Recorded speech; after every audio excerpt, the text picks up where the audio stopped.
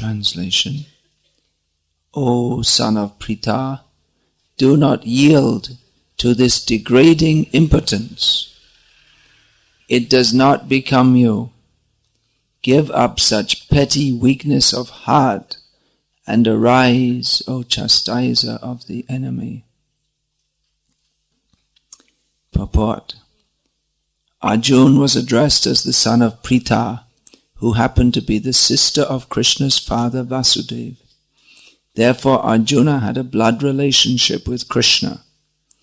If the son of a Kshatriya declines to fight, he is a Kshatriya in name only, and if the son of a Brahmana acts impiously, he is a Brahmana in name only. Such Kshatriyas and Brahmanas are unworthy sons of their fathers. Therefore, Krishna did not want Arjuna to become an unworthy son of a Kshatriya. Arjuna was the most intimate friend of Krishna, and Krishna was directly guiding him on the chariot. But in spite of all these credits, if Arjuna abandoned the battle, he would be committing an infamous act. Therefore, Krishna said that such an attitude in Arjuna did not fit his personality. Arjuna might argue that he would give up the battle on the grounds of his magnanimous attitude for the most respectable Bhishma and his relatives. But Krishna considered that sort of magnanimity mere weakness of heart. Such false magnanimity was not approved by any authority. Therefore, such magnanimity or so-called nonviolence should be given up by persons like Arjuna under the direct guidance of Krishna. This is a call to battle by Lord Krishna to his dear friend Arjuna, the great fighter, who Krishna is insulting here. That's one way to get people to fight, to insult them. That what are you? You're just a useless. What will you? When you, later in life, when your grandson sits on your lap before the fire and asks you, what did you do in the Great War? And you said, well, I was shoveling cow dung in Minnesota. It won't impress your grandson. That was part of General Patton's call to fight, call to charge into machine gun fire, which he fired up his soldiers to do that. So you have to be quite motivational to get people to charge into almost certain death. So Krishna is similarly, or rather Patton similarly followed the same pattern. That if you don't fight, you're just useless. You're not a man. You're not a man and you're not a woman either. Klaiba is the state of being a eunuch. Krishna was insulting Arjuna, reminding him, hey, you were a eunuch before. He had to become a eunuch. So for 1 year, due to the curse of Urvashi, that she thought, you're not, I want you to enjoy with me, sorry. Oh, you're not a man, you should become a eunuch. So he became a eunuch for 1 year, which was useful actually, because then he wasn't discovered in the court of Maharaj Virat. No one could imagine that the dancing instructor of his Maharaj Virat's daughter could be Arjuna, Brihanala. So it was a bit, Krishna's remind, you want to be like that again? I'm God, I can make you into a eunuch again if you want. You want to be like that? Don't be like that. What a curse for a kshatriya, for a fighting man. They couldn't be anything worse. So Krishna's inciting him to fight. The very good Arjuna, he didn't accept Urvashi's invitation because he was guided by dharma, that I do not desire to enjoy with you because you are the mother of our dynasty many generations back. She's in the heavenly planets. So the time scale is different. So he was guided by dharma, and due to considerations of dharma, he thought it's not good to fight here, because violence in general is not good, but it requires to be used in human society. The kshatriya class must be there who employ violence to stop worse violence. That's why we have the anomaly of United Nations peacekeeping forces, still in Bosnia. Not much to do nowadays, but they keep the peace by shooting people. Or the threat of shooting people prevents them from indiscriminately and unrighteously attacking others. So righteous violence is employed to stop worse violence, and that's the whole reason why Krishna wanted Arjuna to fight, or why he orchestrated the war, is that Duryodhana was ruling the kingdom to exploit the situation for his own sense gratification, in this way spoiling the whole society, even though superficially he might have been ruling the kingdom in a fairly reasonable manner. We don't hear stories of Duryodhana torturing the citizens or imposing unnecessary taxes on them. Just the fact that he wasn't a devotee of Krishna spoiled the whole society, even if superficially he ruled it in a fair way, because the whole society is supposed to center. The king he collects all he orchestrates all the activities of the society for offering to Krishna. This Svei svei karma nibhirata sangsithim labate naraha.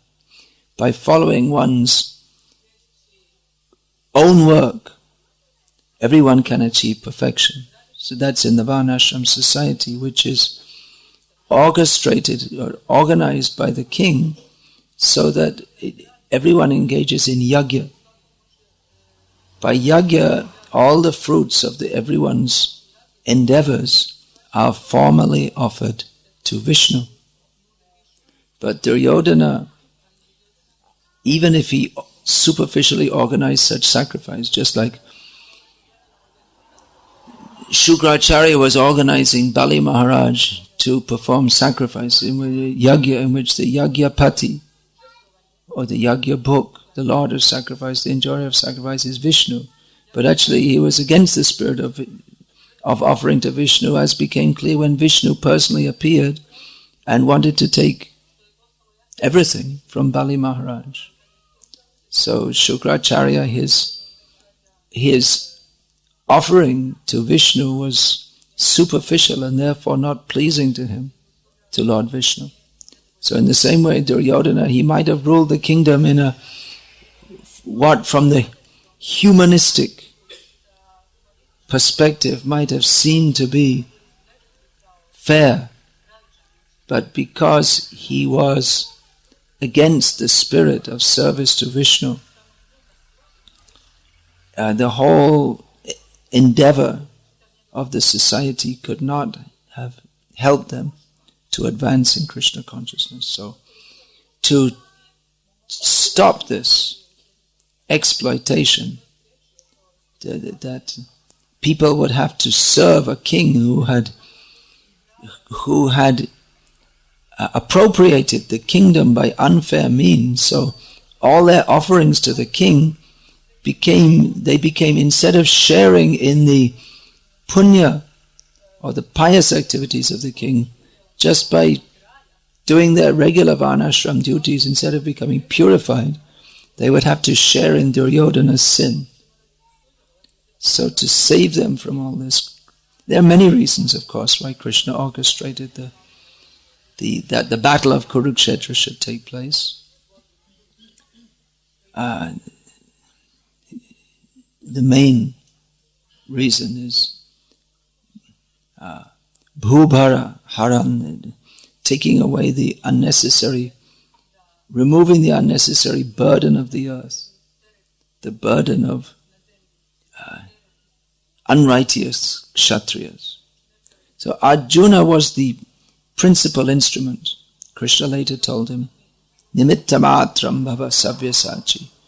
Savyasachi, Arjuna, you are to be an instrument only in my plan of wiping out this unnecessary burden of Kshatriyas on the earth. They become, if they're not Krishna conscious, they become a burden, because they're dynamic people, if they're energetic, who direct the society. So if they're not properly performing their duties or properly motivated, then the whole society becomes misguided, just like I gave the example with Duryodhana. So it becomes a great burden on society, and Krishna wanted to remove that, and his main instrument for his main scene, or his main arena for doing so, was the battlefield of Kurukshetra. And the main person who was to do that was Arjuna. So violence was required. But Arjuna, at this hour, Vishame samupastitam, in this present, in this terrible moment, he became a philosopher. He wanted to become non-violent. Not that he was he knew the principle of violence for righteous violence. He understood that principle, but he didn't feel that it was properly applied in this instance for so many reasons, which he gives. That we should not attack our gurus. We should not leave the women folk unprotected, which would happen if all the Kshatriyas are killed.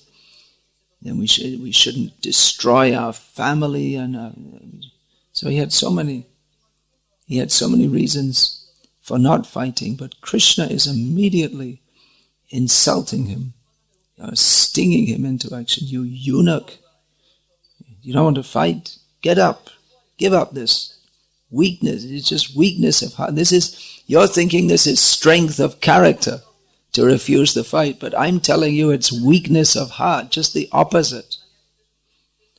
So he's inciting Arjuna to fight, and this has come under criticism ever since. That why, if you say Krishna is God, and he's saintly, and he's good, and he's merciful, and he cares for everyone, then why does he incite Arjuna to fight when Arjuna had Arjuna by himself had come to a higher perspective that fighting is not good. However, Srila Prabhupada in the purport refers to so-called non-violence and false magnanimity. That so-called violence is based on false magnanimity, a false understanding. Magnanimity means a spirit of generosity towards others. In this world, everyone thinks in terms of I, me, and mine. And violence is perpetrated on others. It's generally understood that violence is perpetrated upon others for the sake of advancing one's own self-interest. Therefore, a magnanimous person, he should be non-violent by principle. However, Srila Prabhupada speaks of so-called non-violence. What does Srila Prabhupada mean by so-called non-violence? Violence, it's clear what it means. Violence means to attack others, to inflict pain on them. Generally that's considered to be by using weapons or one's fists and inflicting bodily pain. It can also mean that there's verbal violence, verbal abuse, which causes mental pain. That as is stated in Mahabharata, that the words, the sharp words of loved ones hurt more than the enemy's arrows. It hurts more. Actually, one who is very close to one has the ability to hurt one more. The arrow of an enemy is accepted by a Kshatriya with pleasure. The king has to go out at the front of the battle. Not that he's sitting by his telephone 10,000 miles away. Go on there, men. But he's out there, and if he doesn't, he has to come back at least with some wound on his body. That's his medal. They didn't have medals. They didn't have, the medal was the scars. So the pain of a weapon inflicted by an enemy is not as painful as the sharp words of one whom one's loved, one who one loves, who is close to one. Why is that? Because violence is measured in terms of pain. Violence means to inflict pain upon others. So, therefore, non-violence is a very good principle. Non-violence means not to inflict pain upon others. To inflict pain upon others means to be envious of others, and envy is not good. It's just the opposite of love. So, non-violence is the principle of non-violence is synonymous with love. Don't harm others. If you can't love others, at least don't harm them. So then what does Prabhupada mean by so-called non-violence? It should be clear that violence means to inflict pain upon others, either by weapons or by words or by behavior. Sometimes no words can be more painful than words. If you just refuse to speak to someone, that's also can be one kind of violence. It's not sharp violence, but it's painful nevertheless. It's not. So, how is it that Krishna is recommending violence? Krishna, who is known as the friend of all living beings, Suhridam, the very best friend of all living beings, and Arjuna, out of his broad-heartedness, out of his consideration for others, does not want to fight. But Krishna is telling him, you should fight. You're useless. He didn't call him a woman, which is an insult for a man. But he called him a eunuch. You're like a eunuch. That's even worse. That's the worst insult for a Kshatriya. Hridaya Daurbalyam, weakness of heart. Generally, the Kshatriyas, they're addressed as lion heart or tiger, heart like a tiger. Purusha Vyagra. Krishna elsewhere addresses him as tiger among men. Here he's addressing you got a weak heart. It's like you say that oh, you're not fit for battle because you're too, you'll faint. That actually happened when we were talking about Virat Maharaj. Then when Arjuna drove him out on the chariot to face the Kauravas who had stolen their cow, he actually Arjuna was the chariot driver, and the young prince was going out, and he fainted and Arjuna had to get him up and, look, don't worry, I'm Arjuna. I'll look. Oh, really? Okay, let's go. Otherwise, he fainted out of fear. So to be called weak-hearted for a kshatriya, that wasn't Arjuna's motive. It wasn't that he was afraid. He'd been in many series. That battle with the Kauravas, he'd already defeated all of them by himself. He'd already done it just less than a year previously. So he wasn't afraid, and he wasn't doubting his abilities. But nevertheless, Krishna is saying that your lack of understanding, your whole approach shows that you're weak-hearted. Don't understand the actual situation.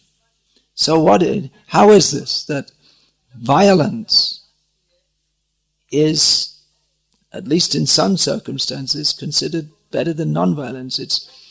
It's not that by citing Bhagavad Gita one can justify random violence in any situation. Bhagavad Gita doesn't justify Hitler or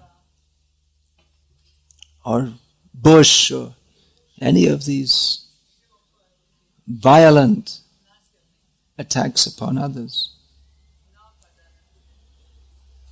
But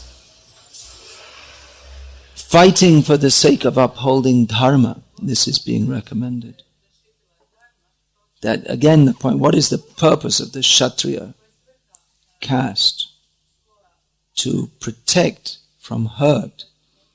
That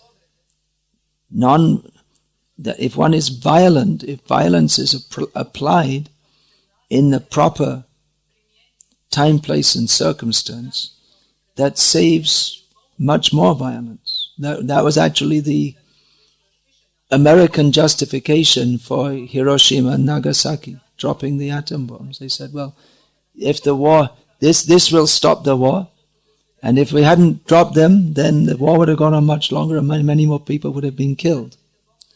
So they were using the same logic. So Kshatriya does that. It's just like the police, that some criminal is there, he'll break into your home and kill all your family, kill you and your family members and steal everything. So in Texas, there's a law that if anyone comes on your property without asking any questions, you can shoot him dead. It's presumed that anyone who comes is coming with a bad motive. Maybe it's a hanger, maybe there's a leftover from the cowboy days. So that's allowed, that violence to protect, violence for protection of one's valid rights is considered acceptable. Someone was telling me, my one disciple was telling me that in Hyderabad in South India, it's one thieves' techniques. There's the air conditioner box. They take it out and they enter the building through that. So he told me this happened in his brother's house, and his brother with 2 shots killed 2 intruders. So I said, well, there must have been a police case. He said, yeah, there's no problem though. So we know the police. They're our relatives, so the top people. So violence well applied is, we can see if it have allowed the wrong, yes, non-violence, please come and kill us all and take all our possessions. And that will encourage, even if you think that's a good idea, then that will encourage more and more violence, and it'll be simply chaos. Just like when Vaishnava Maharaj was killed by the Brahmanas because of his torture of the citizens, they found that then the thieves who up to that time had been in fear of Vaishnava Maharaj, then they came out and the situation became even worse. That he was bad, but at least Vaishnava Maharaj was bad, but at least he served some function he kept everyone in fear. So at least you knew where the violence was coming from. But with the thieves, it was just complete anarchy. And any time, day or night, for no reason, you can be attacked and pillaged and looted. I saw that when I was living in Bangladesh. There was one dictator, and although it didn't come in the news, he killed his political enemies left, right, and center. One time, I was told actually when I happened to visit the British Embassy, the intelligence officer who was drunk told me so many things which he shouldn't have told me. So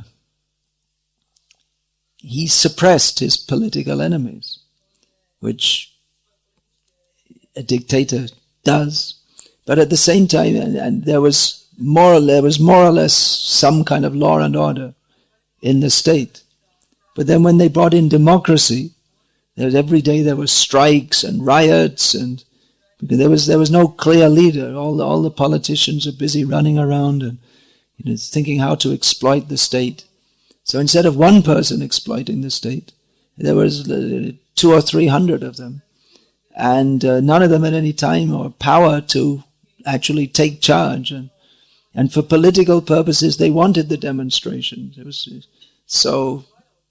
was a much better situation under one corrupt dictator, rather than having 200 or 300 corrupt people who couldn't control anything. We're not recommending it's good to have a corrupt dictator, but at least in my experience, in that situation, it seemed better than having a so-called democracy. And eventually another dictator came in anyway. And the first one was better. The one they killed. And then anyway, let's not talk about Bangladeshi politics too much.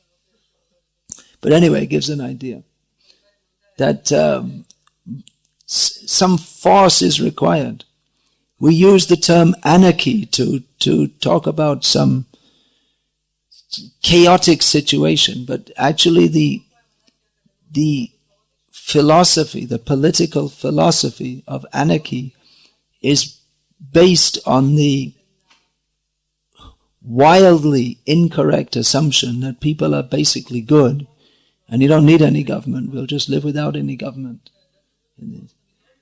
Well, that was true in the Satya Yuga, but not now. If there's no government now, then what happens? It becomes chaotic, and then eventually someone grabs power who's more powerful, who's the most ruthless. So that's why Kshatriyas are required in society. They're not ruthless. They don't desire power for their own sake, but they're powerful. And they take charge. They have Ishvara Bhava. They feel I'm in charge. They know how to take charge, and they do take charge, but they do so on behalf of the Supreme Personality of Godhead. So they have a higher principle, and they're guided by Brahmanas. So that kind of violence is required in human society. Prabhupada himself said. He was in Delhi in 1971 when the Pakistan invaded India. And Delhi is not far from the Pakistan border. So in Delhi especially, they get really afraid when there's any tension between India and Pakistan. What to speak if they invade? A few years ago, everyone was sure there's going to be another India-Pakistan war. I was getting letters from the American embassy was sending to American citizens, leave India immediately. Devotees were getting letters, And one godbrother writing to me from America say, leave immediately. And so in Delhi, people were really afraid. I was in South India. No one cared in the slightest because they knew if there's an India-Pakistan war, anyway, India wins eventually, and we won't get affected. We're far enough away from it all. So they didn't care. So Prabhupada was in Delhi, and a newspaper reporter asked him that, well, what do you think? Should we fight? It was, for him, it was like, for the newspaper reporters, that kind of question they like to ask. It's like putting the sadhu on the spot. Is he going to be, sadhu means he should be like Mahatma Gandhi. No violence. When Prabhupada said, yes, they should fight. They should defeat them. They should fight. And as Prabhupada said, if you're fighting in a war, you don't fight half-heartedly. Like you just go in and you fight to win. Do whatever is required to win.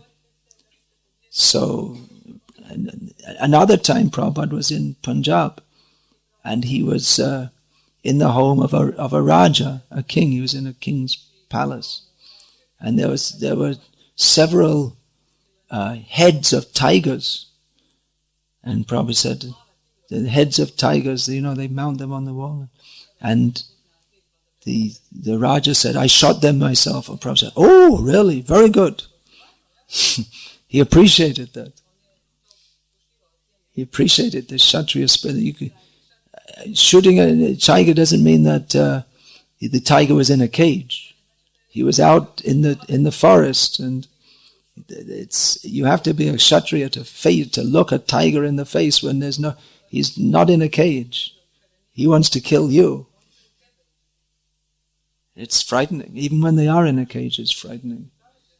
What to speak if you have to face them. So Prabhupada appreciated that. Of course, nowadays it's illegal because there's hardly any tigers left, but they come out sometimes and kill the villagers. So that's why the Kshatriyas, that's one of their duties, to trim down the population of tigers, because they tend to eat human beings.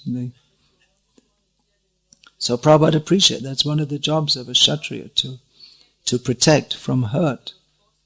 In the what's that? In Africa, there's that famous tribe. What's that called? No, not Zulu. Another one in East Africa. Huh? Maasai. Yeah. So there,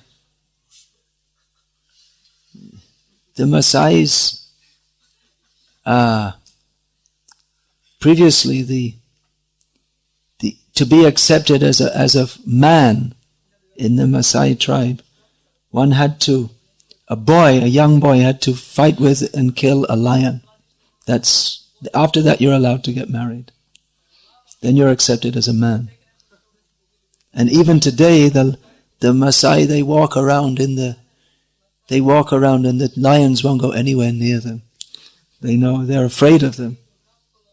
Fight with means you're allowed to use a spear. No, you're not hand to hand, but they had to fight. So that's more meaningful than your cartoon Superman, imagined hero. So Prabhupada appreciated that Kshatriya spirit, that they were capable of and had the spirit to fight for the right cause. Now, nonviolence is worshipped. It's considered a very high quality. This Buddha Dev, he taught the principle. Ahimsa paramo dharma. Non-violence is the topmost religion. And Buddhism is considered a very gentle and good religion. Often people mistake our Hare Krishna devotees for Buddhists. And here too, generally they say, you're Buddhist. That's why actually in England where people are, there's a very kind of violent mood there, macho mood. So we found that people often appreciated us much more. What happened, we go out on Harinam in our dhotis and they say, oh, these people are dressed, they're men dressed as women, they say, what's that? And then some of them would attack us physically, and then devotees loved that. They get their cartels and beat them on the head till they bled, and then people then they appreciated the devotees.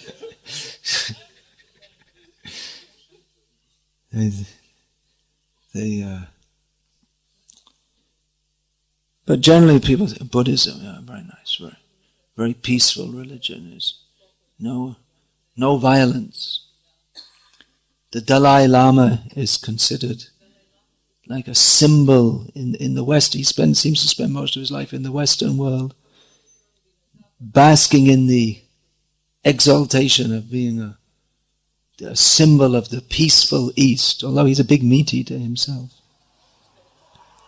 Like most Buddhists, at least in traditional Buddhist countries, most of the Buddhists are meat eaters, which just goes to show how the principles of any religion are always distorted by persons who want sense gratification.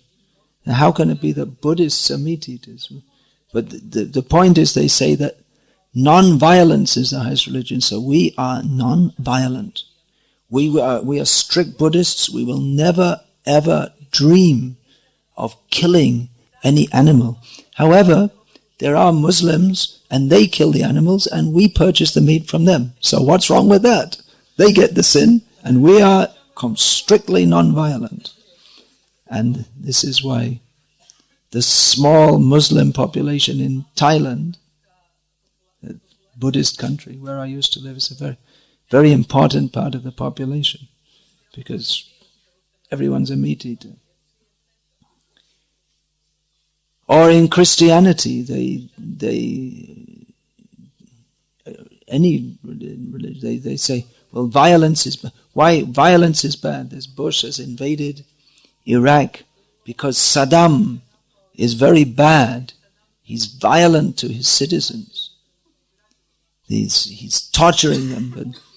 But in Christianity and in Islam and Judaism, the Semite religions, if they have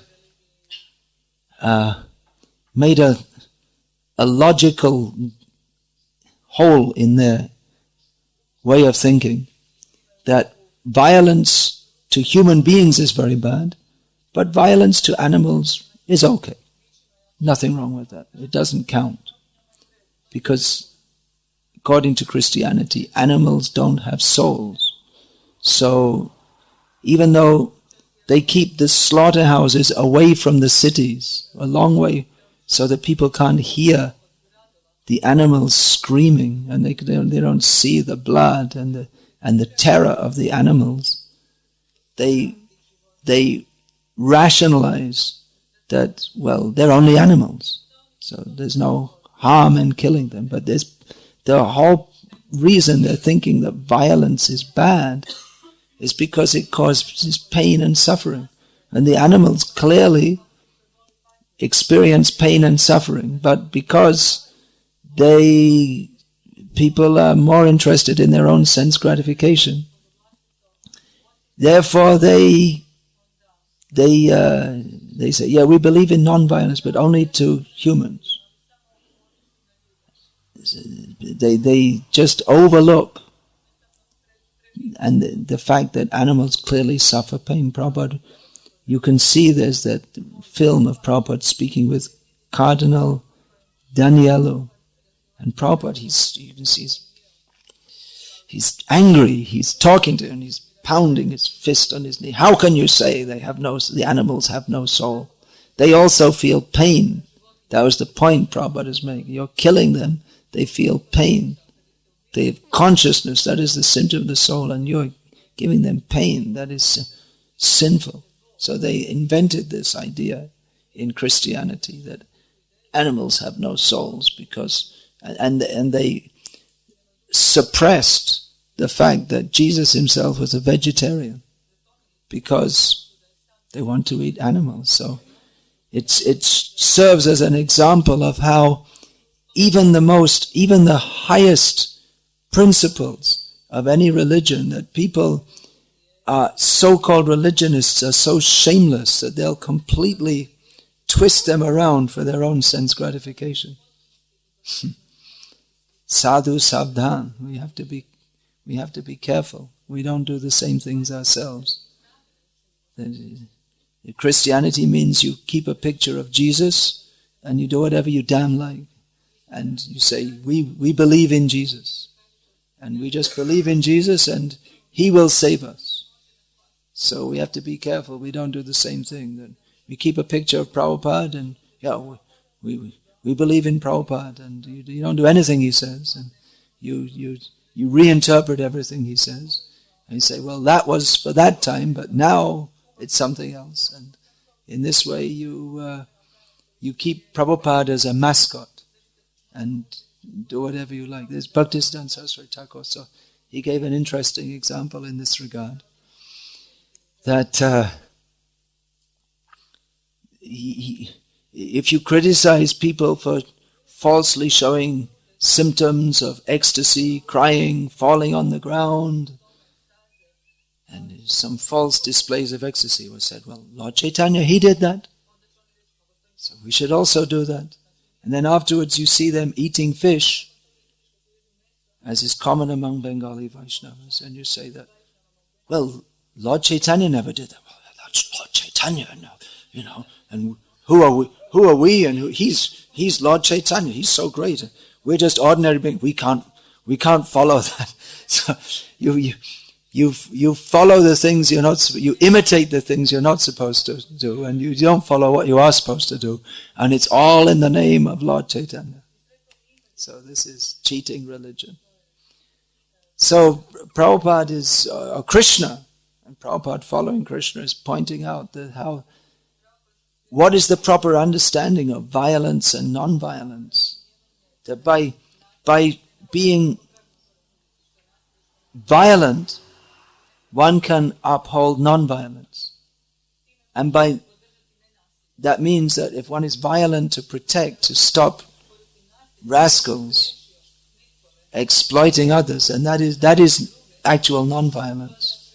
But if one is non-violent in a situation where violence is required, then that is violence. To not act in a manner that will, if one has the ability to protect others but doesn't do so, then that is actually violence. And that brings us to the higher understanding of what is violence and non-violence. That the actual manner in which we can benefit others is to give knowledge of Krishna. And if we fail to do that, then we are committing the greatest violence.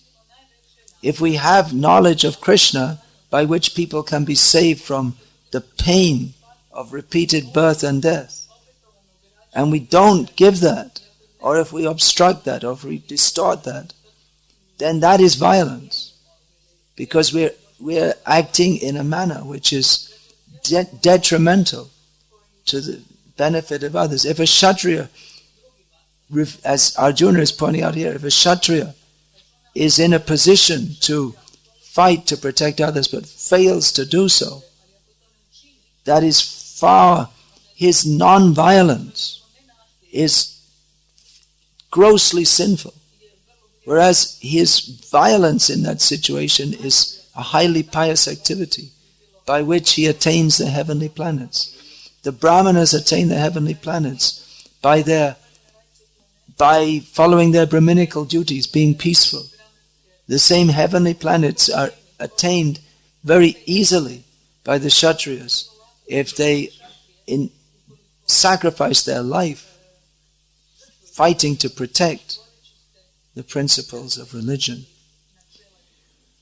So, actual violence means not to preach Krishna consciousness. The worst violence is to withhold knowledge of Krishna consciousness.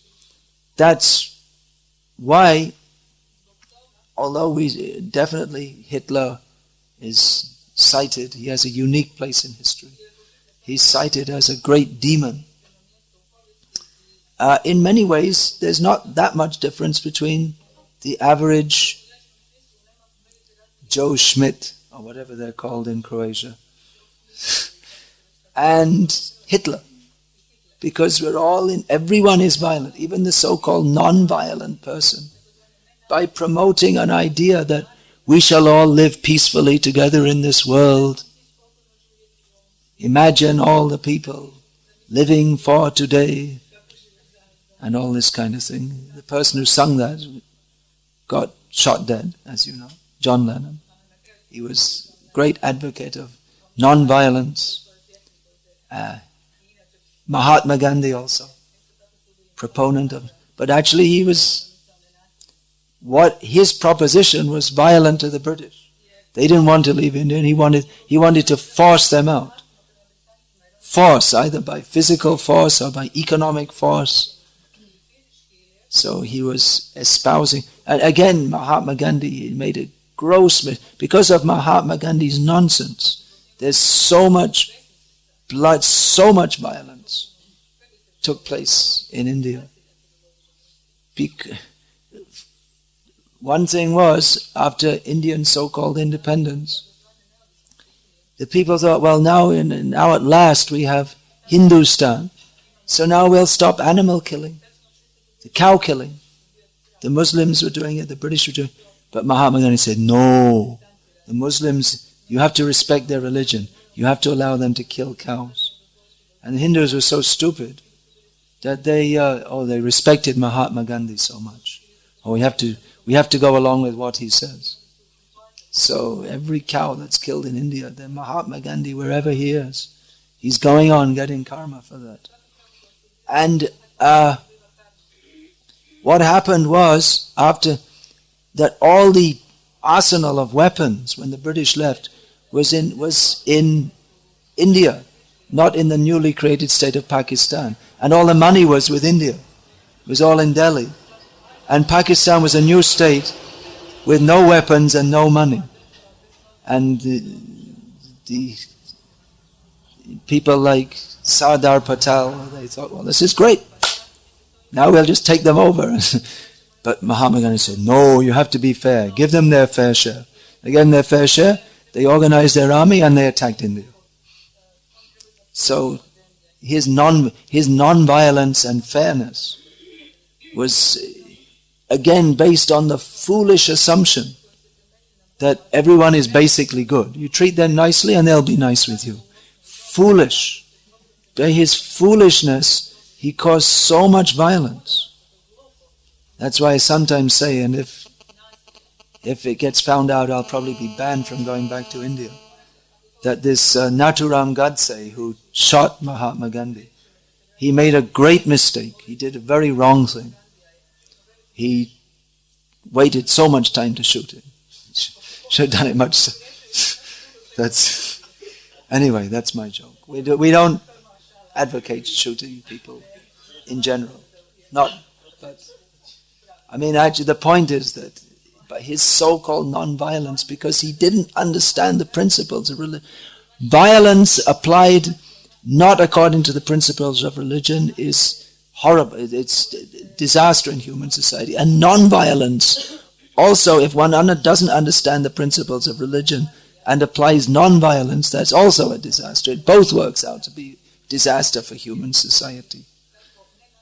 So real non-violence means that if we have knowledge of Krishna and we don't preach that and we don't apply that if we don't give that to others, then that is the worst violence. Hitler and everyone else on the same level, because they're all violently misusing their human lives and that of others. By not preaching Krishna consciousness, we do more harm than Hitler did. Hitler simply killed the bodies. But if we kill the spiritual opportunity, then that is a worse violence.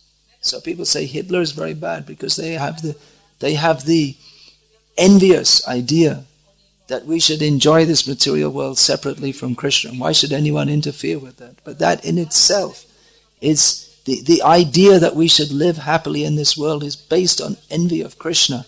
And the inevitable result is violence, sometimes gross in the form of wars and fist fights and verbal fights.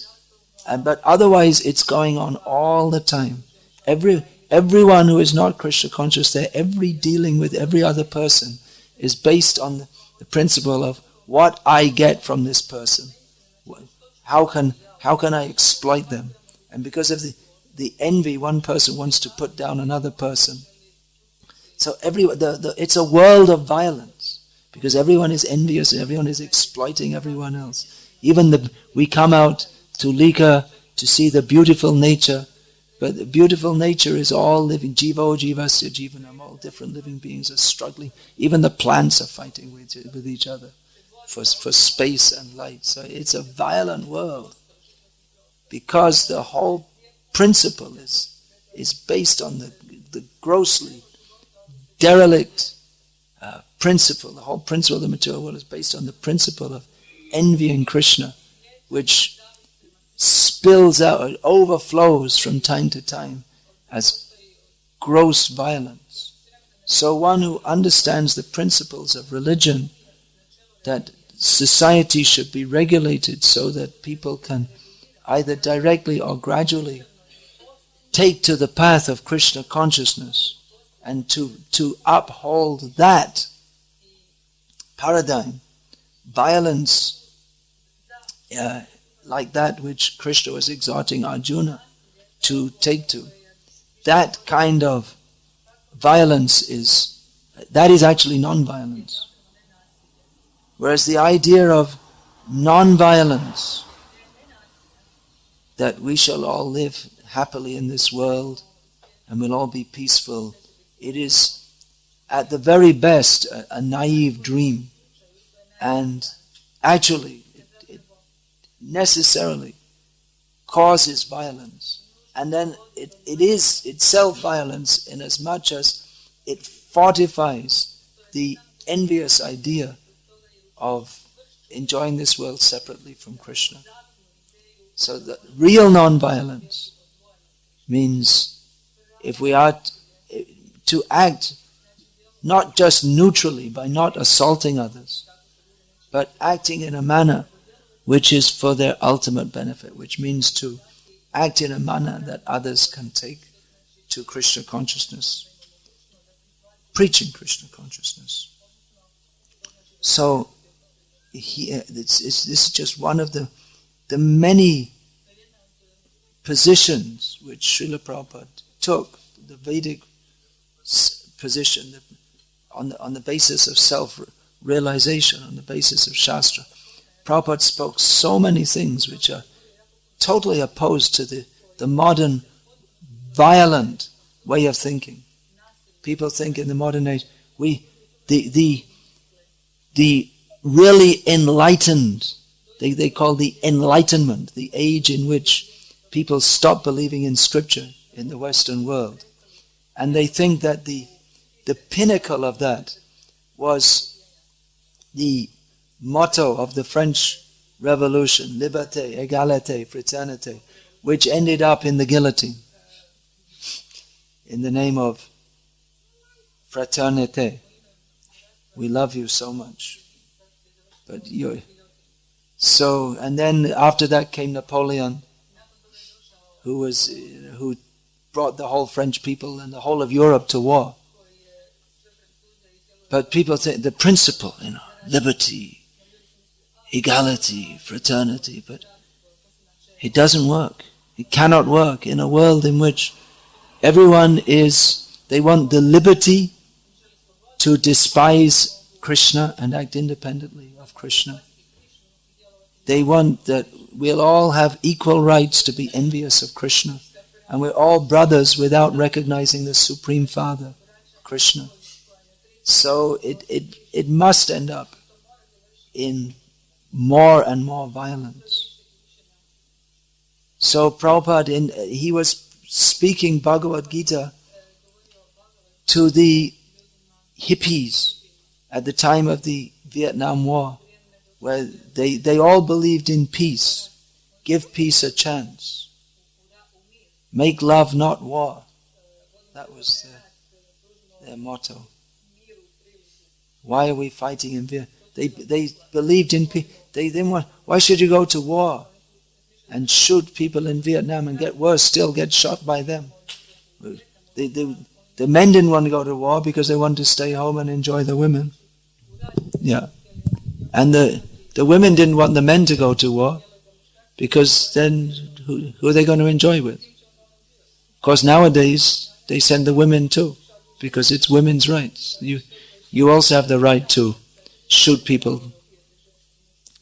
People you have nothing against them or for. Just someone decided we should have a war with them. So the women can also go into a village and kick open the doors and shoot everyone dead. And our loving mothers. 2006. We advanced from the previous generation. So Prabhupada was preaching non-violence. So he was preaching that non-violence of Arjuna was despicable in the example he was giving, because he was teaching Bhagavad Gita. But for the hippies, it was the more, it wasn't something they could very easily relate to, because they believe. But why, why go and fight? We should come home in a box with an American flag draped over it. So, why? We're young, we should enjoy ourselves. Prabhupada is saying, no. Fighting of Arjuna was required. He also noted that the condition of the American military, that they're drafting Shudras. The draft means they're not drafting Kshatriyas. They're people of Shudra mentality. Then how are they going to fight? They have no spirit to fight. A Kshatriya, Sukhina Kshatriya Partha Labhante Yudham Idrisham. A real Kshatriya is very happy to get the opportunity to fight. He wants to. But the Shudras, they hate. They want to. They just want to enjoy themselves. So this is one of the many stances that Srila Prabhupada took in his preaching, because he was preaching the actual situation. It was actually for the welfare of human society. Nowadays we have a term PC, politically correct. Prabhupada wasn't politically correct. So many things. He was against democracy. He said we should have one dictator. He said king, but practically in modern terms it means dictator. He was against the women's liberation movement. He said it's all just cheating. It's just the whole society is cheating. It's just another form of cheating. That's all. He said, but we're exploited by men. So better be exploited by one man than by every man. That was Prabhupada's reply. Yes, you will be exploited because you're weaker. So you stand to be exploited. They say for the whole history, men have exploited women. Well, that just goes to show that women are less intelligent and weaker. Otherwise they wouldn't have been exploited. And now we're coming out and we're going to have equal rights. But Prabhupada, he said that what a policewoman will do. What can she do? Niranjan Maharaj told us that they had the rules in New York. There are certain tests. You have to be strong enough to be a fireman. You have to, But then they made the rule that women can also be firemen. So now they made the rule.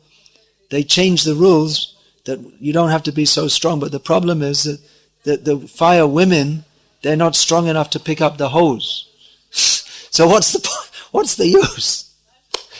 Because they have to have fire women because, we're all equal. But then when it comes to the fire, all they can do is blow kisses to the people in the building.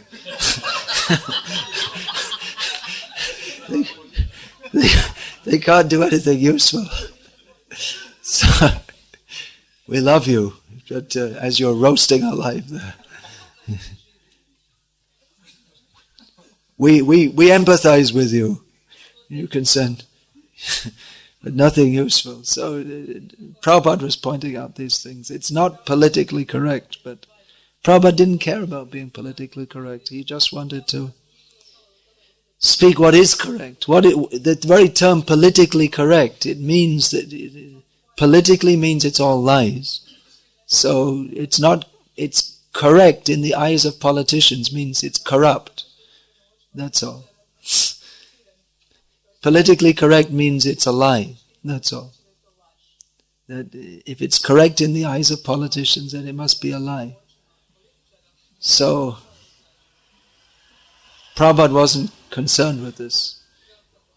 He wasn't deliberately going against the political system, but just he happened to be speaking the truth, and what people desire to be the truth, or dress up as the truth, or pretend is the truth, is usually not the truth at all.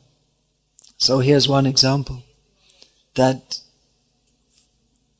Arjuna's fighting is far more laudable than the Buddha's so-called non-violence. Of course, he introduced that principle because the principle of violence was being misused.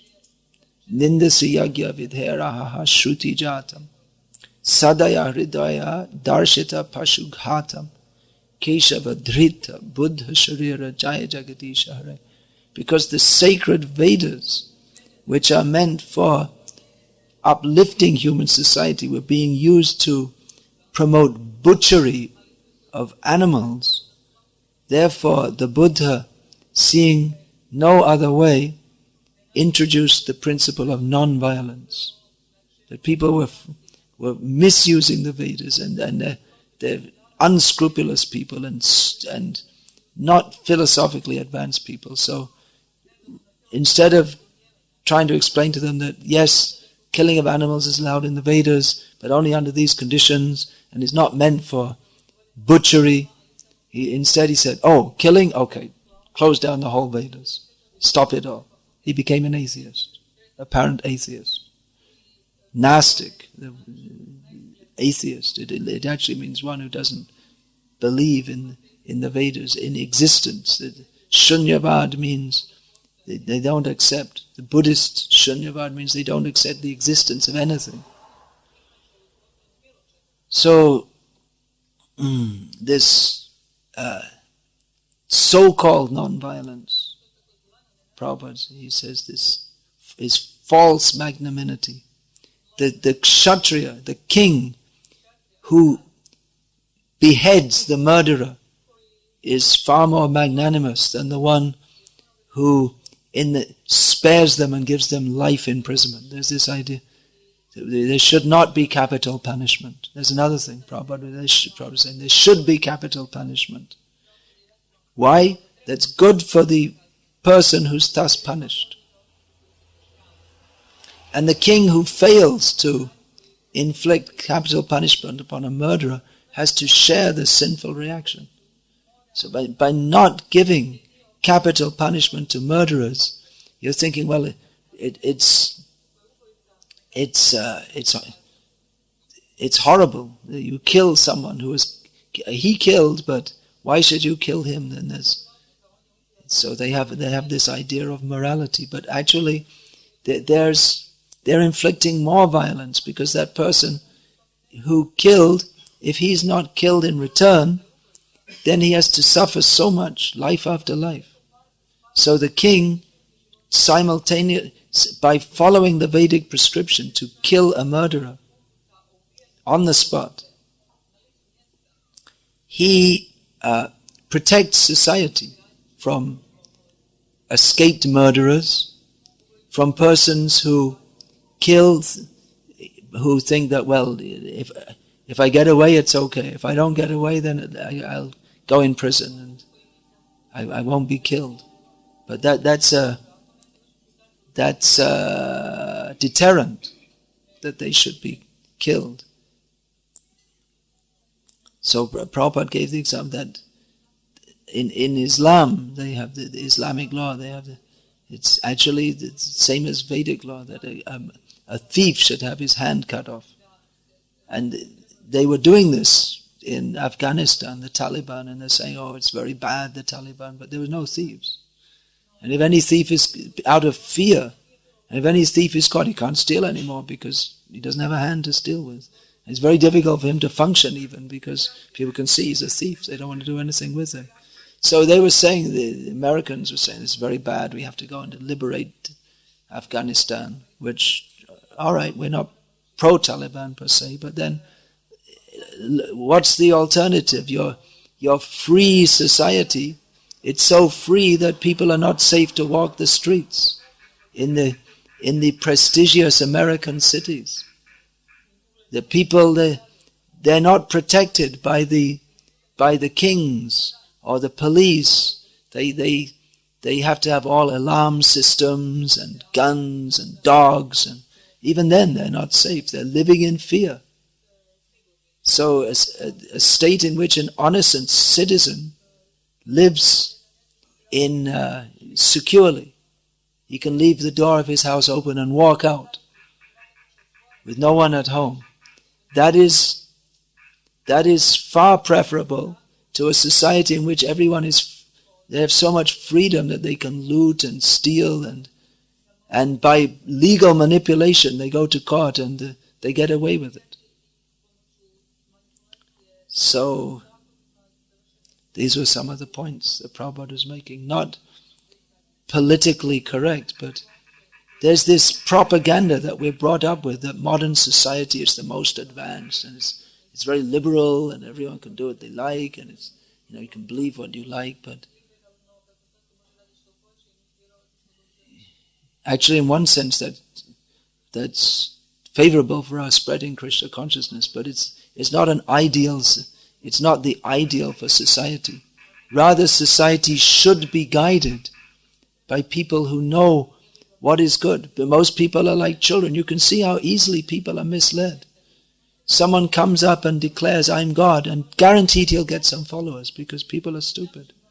Or they advertise Coca-Cola, Pepsi-Cola, so popular all over the world. Why? Because people are stupid. There's nothing of any value and it doesn't even taste nice. But just by advertising, they get people to buy it. Why do people smoke cigarettes? There's absolutely nothing of any value and it's very harmful for health, but they advertise it and people buy it. People are stupid. The whole advertising industry works on the principle that people are stupid. So people are stupid. They require to be guided. That is the principle of Vedic society, and they require to be protected. The Brahmanas are intelligent, but people in general are stupid. They need to be guided. And it's not that everyone should just be allowed to do what they like. You see the result of this. The people, they become, the society is gradually breaking down. Allowing people to do what they like means they should pursue the highest goal, but instead their search for happiness just ends up in sex and intoxication.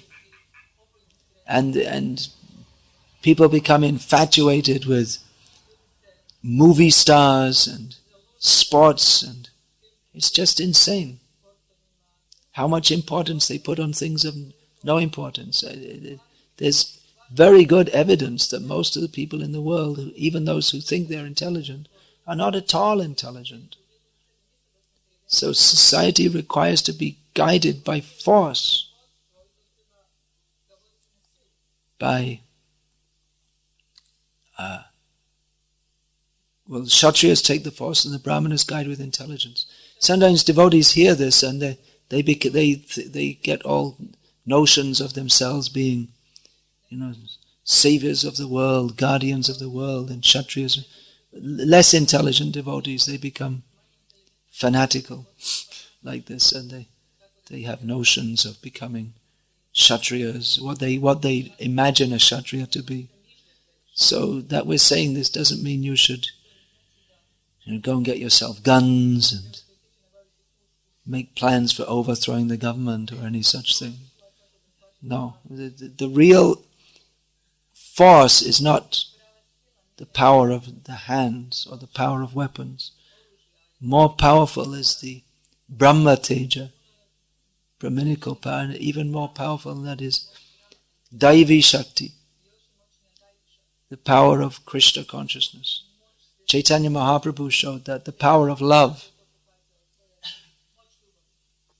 But where love is lacking, as it generally is in this material world, then some constraint is required.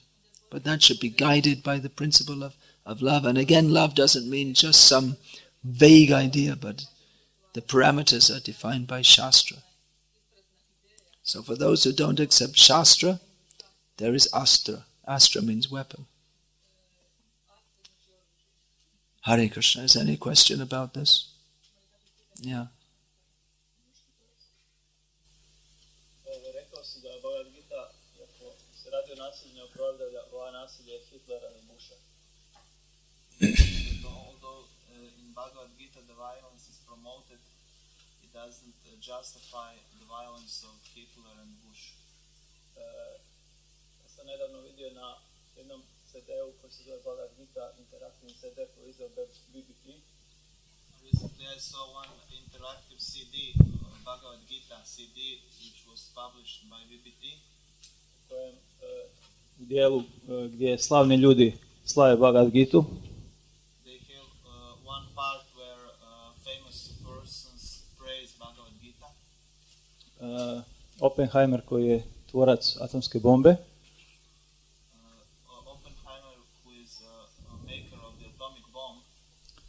Kaže nakon tog događaja, neki ljudi kažu da je to pozitivno i zadivljeni su ovim dijelom, neki da je negativno. Ono što ja mogu reći, ja se sjećam Bhagavad Gite i to kako je Arjuna vršio svoju dužnost.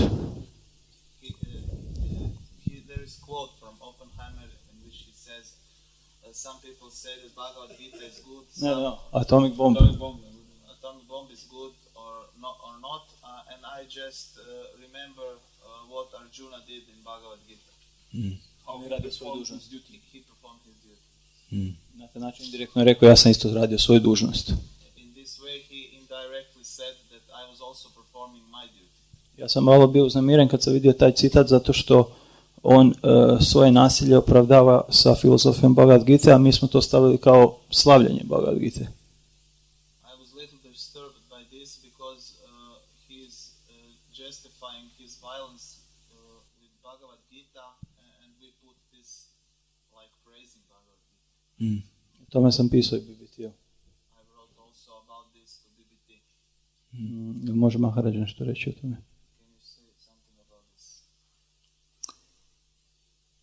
Well, from one perspective, he was doing his duty. He, as a scientist,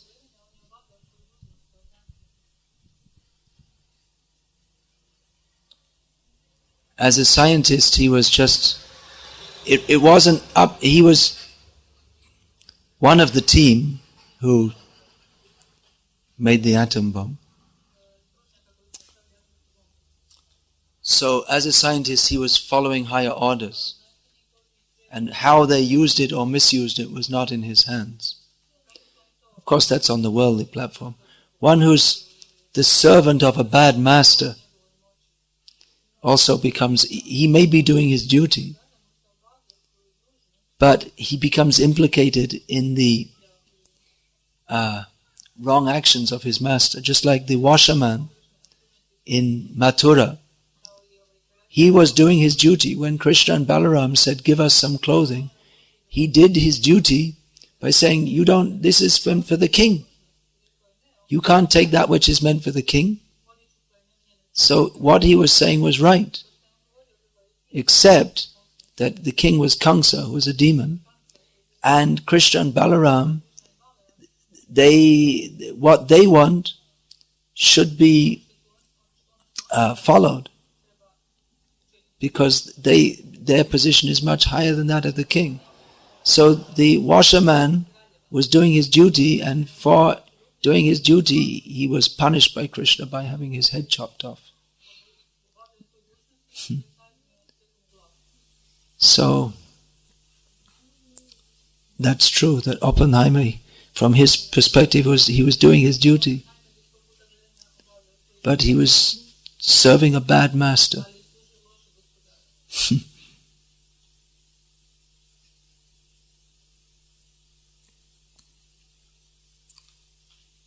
You have a question?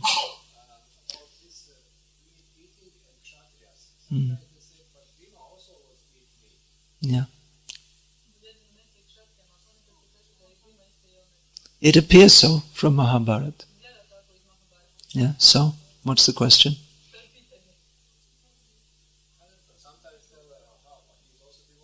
Yeah, well, he's not the only devotee who's known to have eaten meat. Garuda also eats snakes. Jatayu is a vulture. So some do. It's not everyone, but some may do. Under certain circumstances. One time there was a discussion. Prabhupada was, some Indians were talking about, I believe it was Dr. Patel, who was sympathetic with the Swaminarayan Sampradaya, who are very much into non-violence. They're very moral. Their sannyasis never talk to women, and they're very, very moral people. So, Dr. Patel was supporting that even if there's meat eating in the Vedas, then that's not good. And Prabhupada was blasting him. No, you're an atheist. If the Vedas say that meat eating is allowed under certain circumstances, you have to accept that. And if you don't accept that, you're an atheist.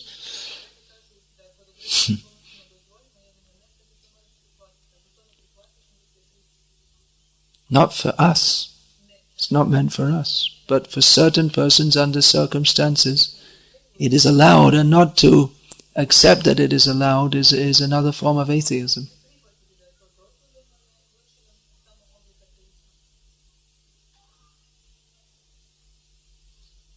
Yeah, please.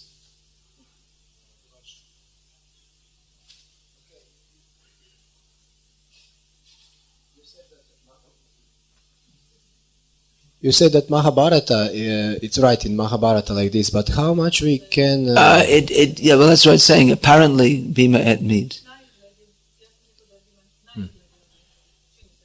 But my question is... I'm saying even if he did and it's stated in Shastra, then it may well be.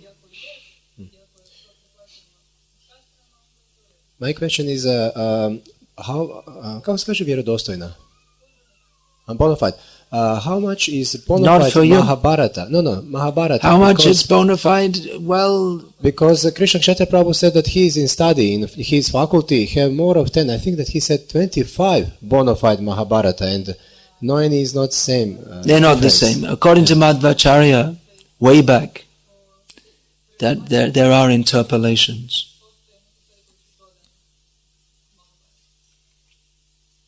Anyway, Srimad Bhagavatam Pramana Mamalam.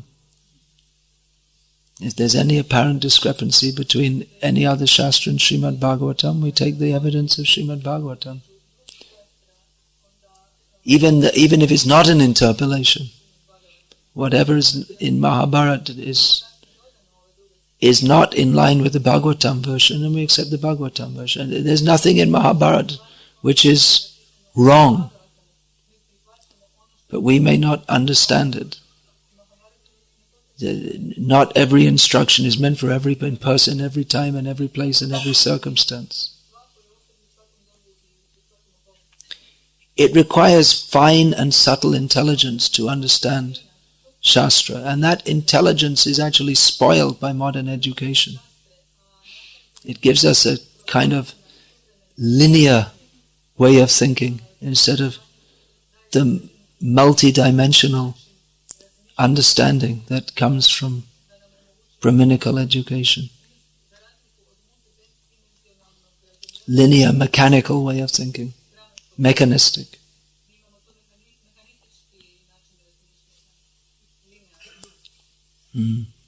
Okay, this is the last question. Any others can go for this evening?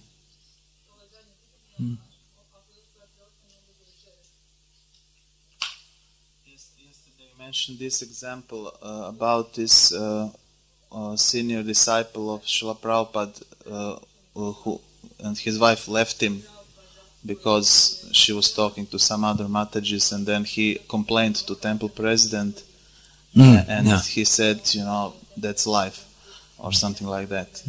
So I know many such examples from my own life and from also others what I heard.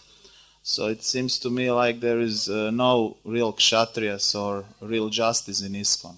It's much No, more, there's no kshatriyas. it's much more like this. What made you think there are any kshatriyas? Well, if we are preaching Bhagavad Gita like there should be justice, we should also if somebody does something wrong in our own society. Kshatriya means he has a sword and he's ready to cut someone's head off. We don't have kshatriyas in ISKCON. Then There what? can't be justice is applied by force. We have no system of force at any level, practically. The management that goes on, it's supposed to be at a Brahminical level. It's not that Brahmins don't manage or they can't manage. In traditional society, Brahmanas, they manage, sannyasis managed. Not all of them, but the Matadipati, the head of the Mat, was a Brahmana. And there's a big institution with so many Brahmanas under them, householders and all. So in the undefined system, or largely undefined system of ISKCON management, some people may say the town president or the GPC is a kshatriya, but allegorically maybe, or as a reflection of, but this kshatriya means he rules by his power comes from the sword. Mao Zedong said power comes from the barrel of a gun. He understood the principle. He was a demon, but he understood the principle. But the Brahminical punishment is excommunication. That's the worst they can do. You're not allowed to act as a Brahmana, but they don't apply force. Another thing that the Kshatriya is translated as administrator, but that's only that's, you can say, indicative. They're not clerks, pen pushers. The class who do the administrative work, what do you call that? The bureau, the bureaucratic work in a society. They're the kayastas, like Bhaktivinoda Thakur's kayasta class.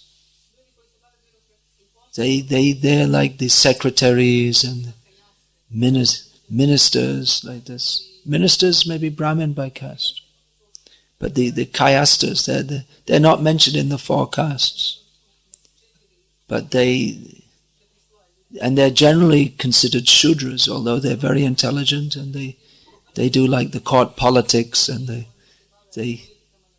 do the practical. They admit the Kshatriyas take decisions, and the kayastas they see it's implemented and they make plans, and like maybe some irrigation scheme or something like that. They see all this kind of thing. The king may give charity to Brahmanas, and the kayastas, well, they may see how much to give to each one and organize it and like this. So management in ISKCON is, if we are to compare it to traditional Indian or Hindu or Vedic or whatever you want to call it management, it's more like Brahminical management. More follows the pattern of Brahminical management than the Kshatriyas. We don't have Kshatriyas. I heard it said many years ago, I've never heard it confirmed, that Prabhupada said that the fact that there was a woman prime minister in India meant that there was no Kshatriya left in the country. Because no Kshatriya could tolerate to be ruled by a woman.